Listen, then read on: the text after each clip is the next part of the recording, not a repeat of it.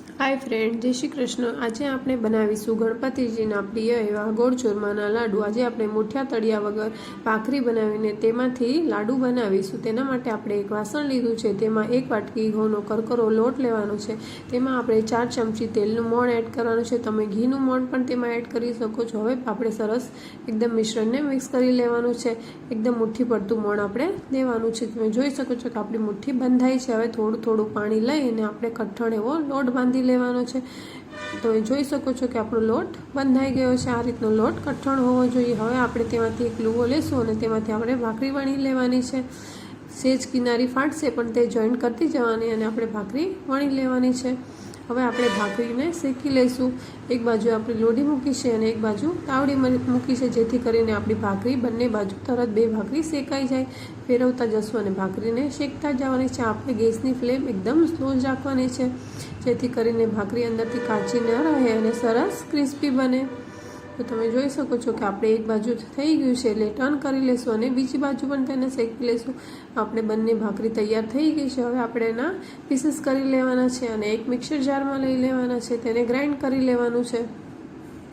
આપણું મિશ્રણ ગ્રાઇન્ડ થઈ જાય એટલે આપણે તેને એક વાસણમાં ચાળી લેવાનું છે। ચરણાની મદદથી આપણે તેને ચાળી લઈશું, જેથી કરીને જેમાં મોટા કોઈ ટુકડા રહી ગયા હોય, લમ્સ રહી ગયા હોય તે સરસ અલગ પડી જાય।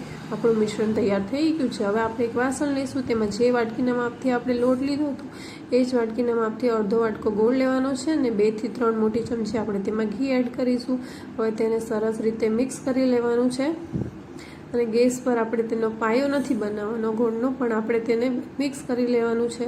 હવે આપણે તેમાં કટ કરેલા કાજુ બદામ અને કિસમિસ એડ કરીશું। જો મિશ્રણમાં સરસ મિક્સ થઈ ગયું છે અને ગોળ અને ઘી પણ મિક્સ થઈ ગયું છે, બધું સરસ થઈ ગયું છે તૈયાર એકદમ। જો તમે જોઈ શકો છો બબલ્સ આવવા માંડ્યા છે એટલે મિશ્રણ તૈયાર છે। હવે આપણે તેમાં લાડુના મિશ્રણમાં તેને એડ કરી દઈશું। હવે આપણે તેમાં 1 ચમચી ખસખસ લેશું, અડધી ચમચી એલચી પાવડર લેશું અને બધું સરસ રીતે મિક્સ કરી દેવાનું છે। સરસ રીતે મિક્સ થઈ ગયું છે। હવે આપણે એક લાડુનું એક મોલ્ડ લેશું અને તેમાં મિશ્રણને ભરીશું। પ્રેસ કરીને થોડું થોડું પ્રેસ કરતા જવાનું છે અને મિશ્રણ ભરતા જવાનું છે।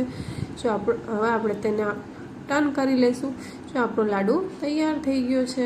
એવી જ રીતે આપણે બધા જ લાડુ બનાવી લેવાના છે। જો તમે જોઈ શકો છો કે આપણા લાડુ તૈયાર થઈ ગયા છે। હવે આપણે તેને બદામની કતરણથી ગાર્નિશ કરીશું। હવે આપણા લાડુ સર્વિંગ માટે તૈયાર છે।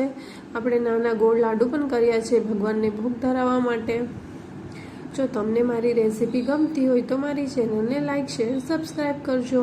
તો હું તમને એક લાડુ પણ તોડીને બતાવું છું। આપણા લાડુ એકદમ સુપર સોફ્ટ, મોંમાં મૂકતા જ ઓગળી જાય તેવા super soft. Thanks for watching.